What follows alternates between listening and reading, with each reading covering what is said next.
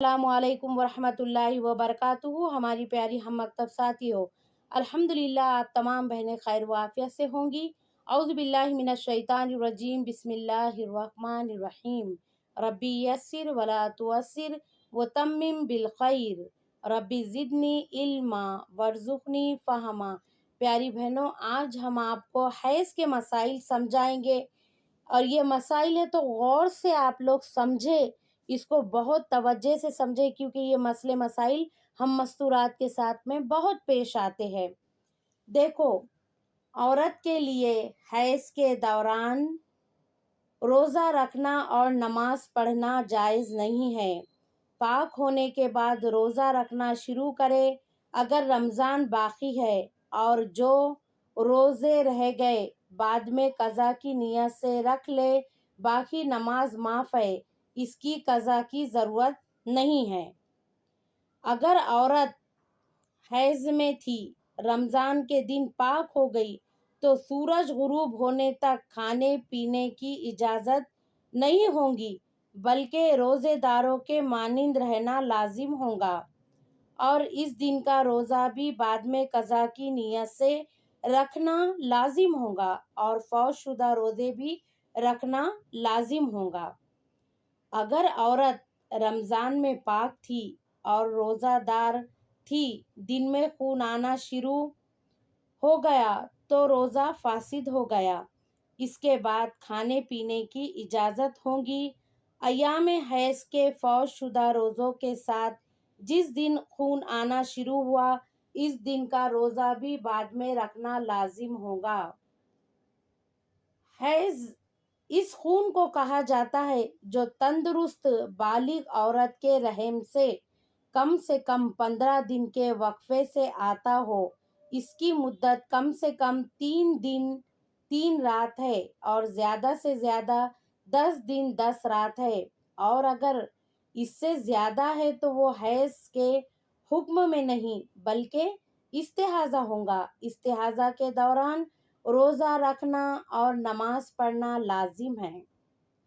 حیض کے دوران ہم بستری کرنا، قرآن مجید کو ہاتھ لگانا، قرآن مجید کی تلاوت کرنا، مسجد میں جانا، نماز پڑھنا، روزہ رکھنا، بیت اللہ کا طواف کرنا ناجائز اور حرام ہے، لہٰذا ان چیزوں سے اعتراض کیا جائے۔ البتہ حیض کے زمانے کی نماز بالکل معاف ہو جاتی ہے، بلکہ پاک ہونے کے بعد اس کی قضا واجب نہیں ہوتی، لیکن روزہ معاف نہیں ہوتا، پاک ہونے کے بعد قضا رکھنا لازم ہوتا۔ اگر فرض نماز کے دوران حیض آ گیا تو وہ نماز معاف ہو جائیں گی، پاک ہونے کے بعد اس کی قضا لازم نہیں ہوگی۔ اگر نفل یا سنت نماز پڑھنے کے دوران حیض آ گیا تو پاک ہونے کے بعد اس کی قضا لازم ہوگی۔ اگر آدھے روزے کے بعد حیض آ گیا تو وہ روزہ فاسد ہو گیا، پاک ہونے کے بعد اس کی قضا لازم ہوگی۔ اگر نفل روزے میں حیض آ جائے تو اس کی قضا لازم ہوگی۔ اگر کفارے کے روزوں کے درمیان حیض کی وجہ سے ناغہ ہو جائے اور تسلسل برقرار نہ رہے تو یہ شرعاً مضر ہے، ماہواری ختم ہوتے ہی فوراً روزے شروع کر دے۔ اسی طرح 60 روزے پے در پے پورے کرے۔ اگر ماہواری ختم ہونے کے بعد ایک دن کا بھی ناغہ کریں گی تو پھر نئے سرے سے 60 روزے رکھنے ہوں گے۔ رمضان کے روزے میں جس وقت بھی عورت کو حیض آ جائے، چاہے دن کا تھوڑا سا حصہ ہی باقی ہو، وہ روزہ فاسد ہو گیا، بعد میں اس کی قضا لازم ہوگی۔ اگر 3 دن تو ہو گئے لیکن 3 راتیں نہیں ہوئی، جیسے جمعہ کی صبح سے خون آیا اور اتوار کی شام کے وقت بعد مغرب بند ہو گیا، تب بھی یہ حیض نہیں بلکہ استحاضہ ہے۔ اگر 3 دن رات سے ذرا بھی کم ہو تو وہ حیض نہیں بلکہ استحاضہ ہے۔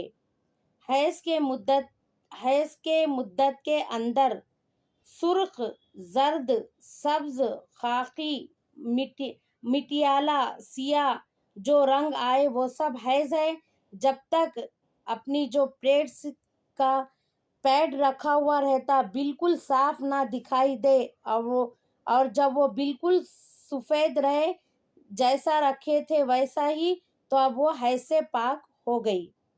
9 برس سے پہلے اور 55 سال کے بعد کسی کو حیض نہیں آتا۔ اس کے لیے 9 برس سے چھوٹی لڑکی کو جو خون آ گیا وہ حیض نہیں بلکہ استحاضہ ہے، یعنی 9 سال سے پہلے تو بالکل حیض نہیں آتا، اس لیے جو خون 9 سال سے پہلے آ گیا وہ کسی صورت میں حیض نہیں ہو سکتا، اور 55 سال کے بعد عام طور پر جو عادت ہے وہ یہی ہے کہ حیض نہیں آتا لیکن آنا ممکن ہے، اس لیے اگر 55 برس بعد خون آ جائے تو ان خاص عورتوں میں جن کا ذکر کیا گیا اس کو حیض کہا جائے گا۔ البتہ اگر اس عورت کو اس عمر سے پہلے بھی زرد یا سبز یا خاکی رنگ کا آتا ہو تو 55 برس بعد بھی یہی رنگ حیض سمجھے جائیں گے، اور اگر عادت کے خلاف ایسا ہوا تو حیض نہیں بلکہ استحاضہ۔ کسی کو ہمیشہ 3 دن یا 4 دن خون آتا، پھر کسی مہینے میں زیادہ آ گیا لیکن 10 دن سے زیادہ نہیں آیا، وہ سب حیض ہے، اور اگر 10 دن سے بھی زیادہ بڑھ گیا تو جتنے دن پہلے سے عادت کی ہے اتنا تو حیض، باقی سب استحاضہ رہے گا۔ اس کی مثال یہ ہے کہ کسی کو ہمیشہ 3 دن حیض آنے کی عادت ہے لیکن کسی مہینے میں 9 دن یا 10 دن رات آیا تو یہ سب حیض ہے، اور اگر 10 دن سے ایک لمحہ بھی زیادہ خون آیا تو وہی 3 دن حیض کے ہے اور باقی دنوں کا سب استحاضہ میں شمار کیا جائے گا۔ ان دنوں کی نماز قضا پڑھنا واجب ہے۔ ایک عورت ہے جس کی کوئی عادت مقرر نہیں ہے، کبھی 4 دن خون آتا ہے، کبھی 7 دن، اسی طرح بدلتا رہتا ہے، کبھی 10 دن بھی آ جاتا ہے تو یہ سب حیض ہے۔ ایسی عورت کو اگر کبھی 10 دن رات سے زیادہ خون آئے تو دیکھو اس سے پہلے مہینے میں کتنے دن حیض آیا تھا، بس اتنے ہی دن حیض کے اور باقی استحاضہ کے ہوں گے۔ کسی کو ہمیشہ 4 دن آتا اور پھر ایک مہینے میں 5 دن خون آیا اور اس کے بعد دوسرے مہینے میں 15 دن خون آیا تو اس 15 دن میں سے 5 دن حیض کے ہے اور 10 دن استحاضہ، اور پہلی عادت کا اعتبار نہیں کریں گے اور یہ سمجھیں گے کہ عادت بدل گئی اور 5 دن کی عادت ہو گئی۔ کسی کو 10 دن سے زیادہ خون آیا اور اس کو اپنی پہلی عادت بالکل یاد نہیں کہ پہلے مہینے میں کتنے دن خون آیا تھا، تو اس کے مسئلے بہت باریکی کے ہیں، اس کو اچھے سے سمجھنا چاہیے۔ ایسا اتفاق بہت کم ہوتا ہے۔ کسی لڑکی نے پہل خون دیکھا، اگر 10 دن یا اس سے کم آئے سب حیض ہے، اور جو 10 دن سے زیادہ آئے تو پورے 10 دن حیض ہے اور جتنا زیادہ ہو وہ سب استحاضہ ہے۔ کسی نے پہلی مرتبہ خون دیکھا اور کسی طرح بند نہیں ہوا، کئی مہینے تک برابر آتا رہا، تو جس دن خون آیا اس دن سے لے کر 10 دن 10 رات حیض اور اس کے بعد 20 دن استحاضہ، اسی طرح برابر 10 دن حیض اور 20 دن استحاضہ سمجھا جائے گا۔ 2 حیض کے درمیان میں پاک رہنے کی مدت کم سے کم 15 دن ہے اور زیادہ کی کوئی حد نہیں ہے، سوائے اگر کسی وجہ سے کسی کو حیض آنا بند ہو جائے تو جتنے مہینے تک خون نہ آئے گا پاک رہیں گی۔ اگر کسی کو 3 دن رات خون آیا پھر 15 دن پاک رہی، پھر 3 دن رات خون آیا تو 3 دن پہلے کے اور 3 دن جو 15 दिन के बाद के है हैज के है और बीच में 15 दिन पाकी का ज़माना है। अगर 1 दिन या 2 दिन खून आया फिर 15 दिन पाक रही फिर 1 या 2 दिन खून आया तो बीच में 15 दिन पाकी का ज़माना ही है। इधर 1 या 2 दिन जो खून आया है वो भी हैज़ नहीं बल्कि इस्तेहाज़ा है। अगर 1 दिन या कई दिन खून आया फिर 15 दिन से कम पाक रही इसका कुछ एतबार नहीं बल्कि यूं समझेंगे गोया अव्वल से आखिर तक बराबर खून जारी रहा, बस जितने दिन हैज आने की आदत हो इतने दिन तो हैज के ही है, बाकी सब इस्तेहाज़ा है।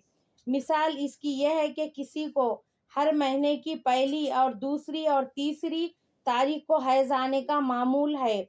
फिर किसी महीने में ऐसा हुआ कि पहली तारीख को खून आया फिर 14 दिन पाक रही फिर 1 दिन खून आया तो ऐसा समझेंगे 16 दिन बराबर खून आया, बस इसमें से 3 दिन अव्वल के तो हैज के है और 13 दिन इस्तेहाज़ा। और अगर चौथी या 5वीं या 6ठी तारीख हैज की आदत थी तो यही तारीख हैज की है और 3 दिन अव्वल के और 10 दिन बाद के इस्तेहाज़ा के है। और अगर इसकी कुछ आदत ना हो बल्कि पहली बार खून आया हो तो 10 दिन हैज है और 6 दिन इस्तेहाज़ा है। हमल के ज़माने में जो खून आएगा वो भी हैज नहीं बल्कि इस्तेहाज़ा है, चाहे जितना आए। बच्चा पैदा होने के वक्त बच्चा निकलने से पहले जो खून आए वो भी इस्तेहाज़ा है, बल्कि जब तक बच्चा आधे से ज़्यादा ना निकल आए तब तक जो खून आएगा इसको इस्तेहाज़ा ही कहेंगे। प्यारी बहनों, ये मसले बहुत समझने की ज़रूरत है, इनको समझें हम अच्छे से, ये मसले हमारे बहुत ज़रूरत की चीज़ है। अल्लाह तबारक ताला आप लोगों को भी और मुझे भी कहने सुनने से ज़्यादा अमल की तौफीक अता फ़रमाए। अस्सलामु अलैकुम व रहमतुल्लाहि व बरकातुहू।